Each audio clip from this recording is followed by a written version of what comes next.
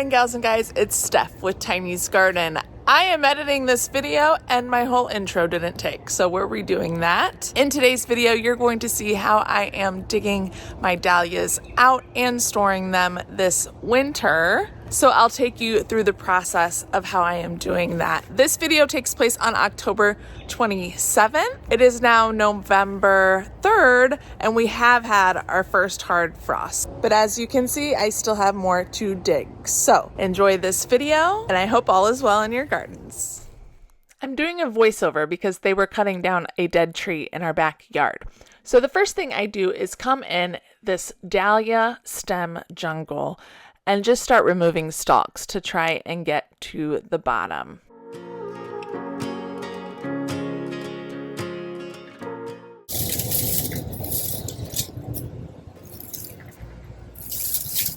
Yuck. This one's stalk is open and it's rotted with mold all over the inside. I think those bugs are slugs.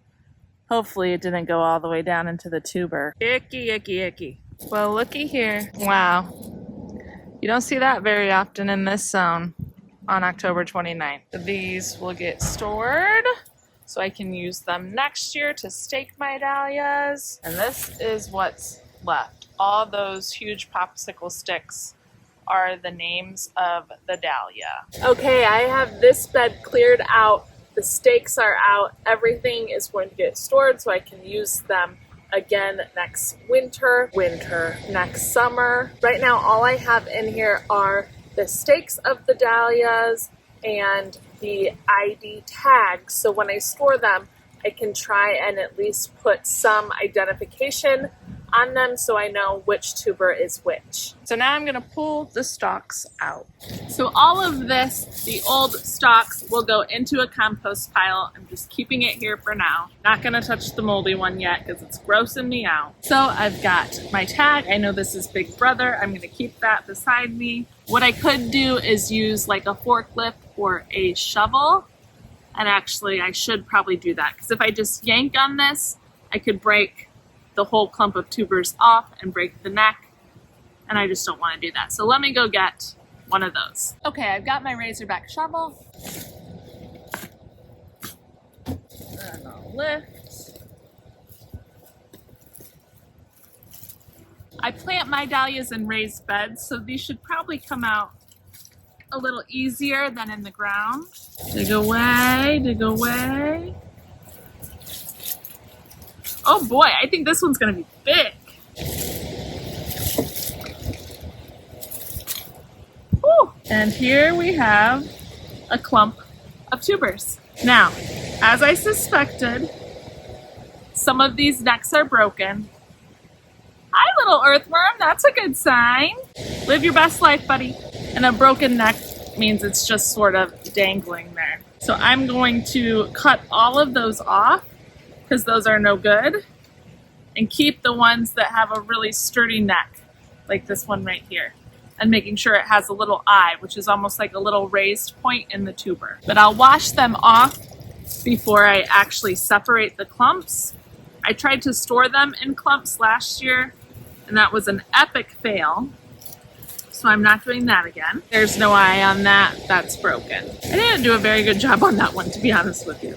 There's some big ones that are still intact. The tiny ones I'm cutting off as well. That one actually has an eye, so I'll keep that. Now at this point, I'm going through and essentially cleaning up the dahlia tuber. So any of those roots I'm cutting off, any broken necks I'm cutting off, just so I can see the tuber clump more accurately to separate the good ones off. Now for me, I don't sell tubers at all.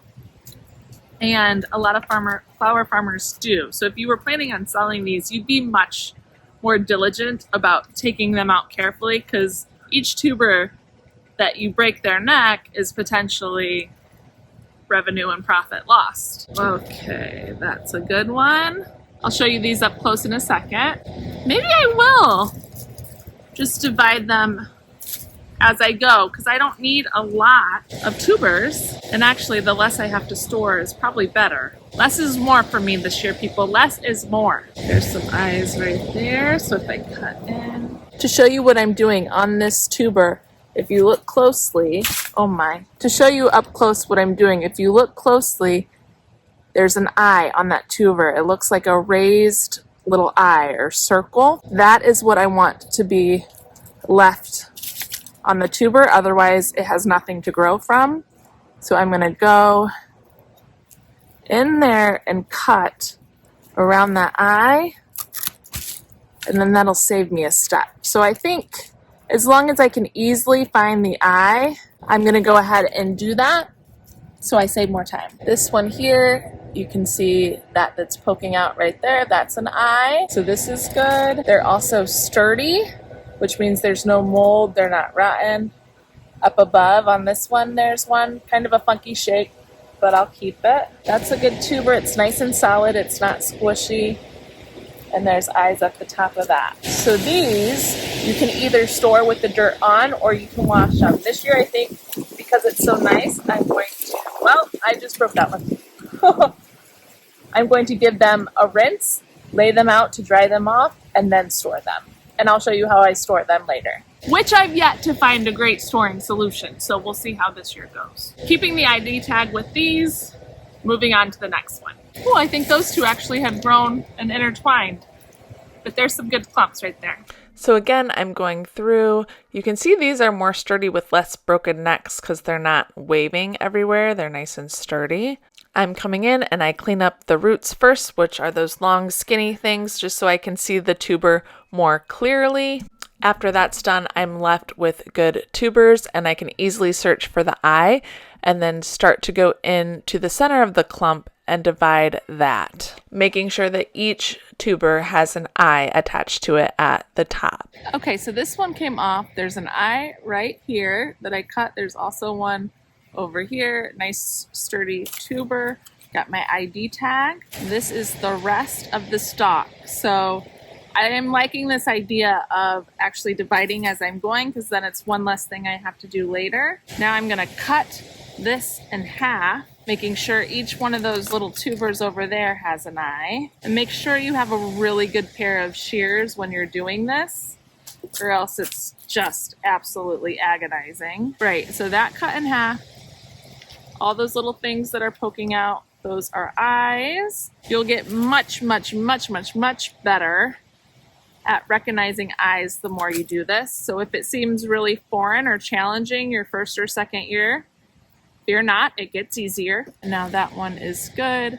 I've got some eyes there and a sturdy tuber. It does not matter what size or shape your tuber is. Some are small, some are huge. They will grow if they have an eye and an intact tuber that's not rotten. Got two more I can get from this one.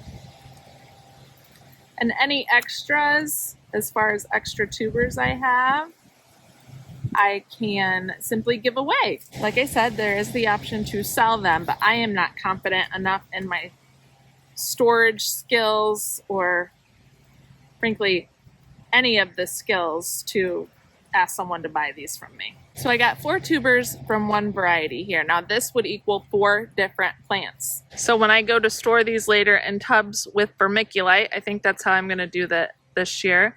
I will probably put this or a smaller one right in with the bin that these are in, so I know which is which. And now I just have to do that for the rest of them that are in here. And these beds are 4.5 by 7 feet, and I can usually fit about 15 to 16 dahlias in here. So again, these beds are 7.5 feet long by 4 feet wide.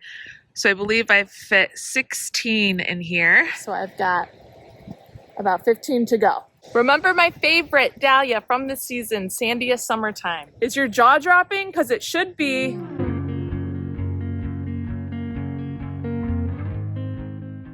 This is her all cleaned up. There were way more tubers on here, but I broke their necks. So yes, even with some broken necks, it is a good tuber producer, which is great if you're wanting to multiply your stock. So Sandia Summertime, definitely checked out this year as my favorite. Okay, I got 7 varieties all separated and divided, and they're not too wet. I did not even wash them or rinse them because it hasn't really been a hard frost. So I'm not finding that the soil just wants to cling to them, which is great because I think I'm just going to leave them sit out here till later tonight, and then I'll put vermiculite in a tub, and that'll be it. Here are the varieties I've got done. I picked out my tubers that I want. Breakout did not grow for me this year. This is the one I really would love to have finally grow for me after 3 years of trying and not being successful. I have 1 tuber, so I kept that one.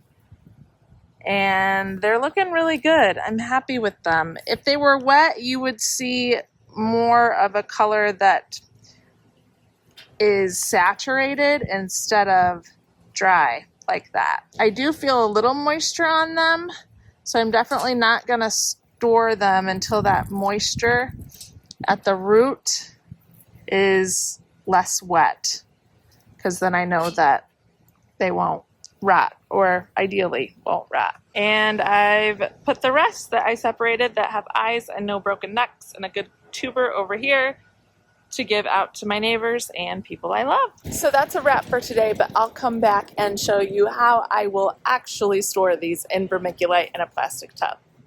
All right, it is later that same night as digging up some of the dahlias, and I'm going to go ahead and try and store these. So I was doing some reading, and I think what I'm going to do is try and use a tub like this with this vermiculite. I'm going to softly moisten this just a little bit, and then place my tubers in it with a lid and put it in a specific spot in my basement. The garage last year was not a good place.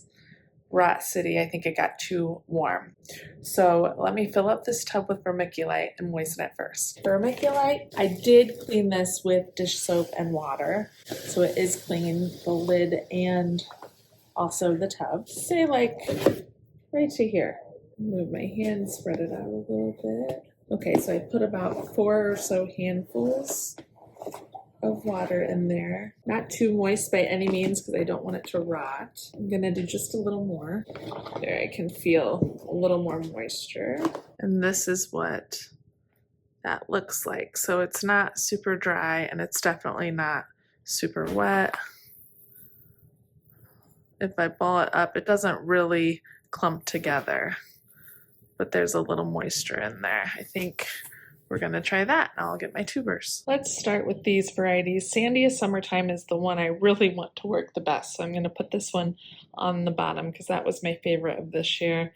We have Big Brother and Intrigue. I'm going to put my label all the way down in here where I'm going to put those Sandia Summertimes. This is not the best way to label. You can actually use a garden marker and label right on the tuber. So we're gonna try this and I'll at least know that they're around this area. Good, so I've checked these, they're not wet. Everything has either dried off or is no longer as damp as it was. And it'll be more like that color if it's dried up. And I'm just making sure that they are not touching, because if one molds, you don't want it to go right into the next one. Okay, I'm going to cover these up. Now Intrigue, I'm going to put this on the other side. Then we'll cover those up and get the rest. These are all settled in here. Obviously, I have extra room in this bin, so I'm just going to cover these up and do the rest of the tubers, and I will do like a layer of lasagna all the way to the top. But in the meantime, I want to make sure these are covered. So I'll just pour my vermiculite over that. Okay, that's done. And then as I continue to divide, I'll just keep stacking them in with the label. Okay, coming down to my basement. This part is heated. So we're gonna go in the unheated part. Voila, where all my grow rack stuff is. And also this is out of battery, otherwise that tells me the temperature, but I do have this And it's warm, it's 71. But I noticed this spot here, and I think what I'm gonna do is set this box on the ground and arrange it in a way that I can put it here, because the cement, that cement flooring is cold. And we want these to be around 40 to 50 degrees. So I figured the cement floor, let's try that. That's got to be cooler with, especially the winter time, the cold cement floor underneath them, so it'll lower the temperature a little bit more. Fingers crossed, I really hope so. Okay, I just did a little rearranging, so now we should have more room for that to fit nicely. And I'm gonna push it all the way back because that's cement as well. So I'll keep adding to this as I dig up more tubers. Also important, I wanted to note, I did come in and poke holes in the top, so there's some ventilation. So I've got 6 holes total, so that there's not an excessive amount of moisture in here, that this can still breathe. And now I'll slide them in here, and that's where they'll stay. Now I don't think the temperature outside should be so warm for very much longer, considering it's gonna be November 1st on Friday, which is in 3 days. So that'll help the basement stay cooler too, to store those dahlia tubers. So I'm really hoping this works this year, because I have not had a slam dunk home run in storing tubers yet. So please take this for what it is, which is me attempting to store them successfully this year, and not like this is the ultimate way to do it, because I'm trying to do things quicker, smarter, not harder, because I've got 4-month-old twins and a 4-year-old, and I just don't have the time to put, too awful much energy into it. And secondly, I do want these tubers to survive, because I don't want to have to buy all new tubers again this year. So I'm trying to really use my brain, what's left of it anyways. So I'm going to leave that here for this video. Comment below and let me know how you're storing your dahlia tubers, and if you've raised them from the ground yet. And it's nice to take them out right now, because the ground isn't too solid, and I'm really not having to wash them off, because the dirt's pretty much falling off, and they're cleaning up really nicely just with my hands. So I think now is the time to do it. Again, less steps, saving time. Thank you for watching. Give this video a thumbs up if you enjoyed it. We'll see you in the next one. Remember to subscribe if you haven't, to follow along with all things garden. See you in the next one, everybody. Happy planting. Bye.